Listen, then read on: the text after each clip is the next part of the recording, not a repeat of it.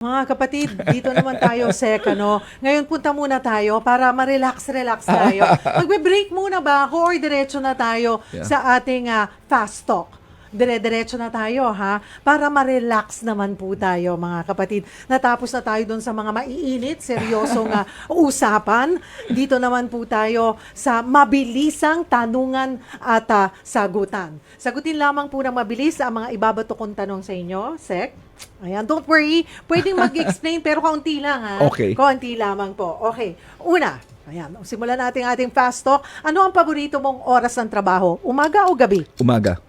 Kung hindi ka sa politika, anong propesyon ang pipiliin mo? Doktor. Describe yourself in one word. Pasensyoso.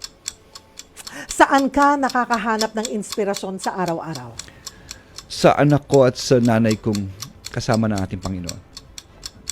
Paboritong lugar sa Pilipinas na gusto mong balik-balikan? Wow. Gusto ko mag-dive. Parati.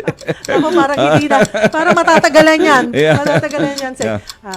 Kung may isa kang pagbabago na agad mong maipatutupad, ano ito? Well, ito ang disiplina ng tao. Dapat kung lahat disiplinado, wala tayong problema sa maraming bagay. Kung ikaw ay magbibigay ng isang tip sa kabataan, ano ito? Huwag kayong papadala sa barkada, lalo na sa masamang impluensya. Dahil buhay nyo yan. Isipin nyo, nanay nyo, tatay nyo, at sarili nyo.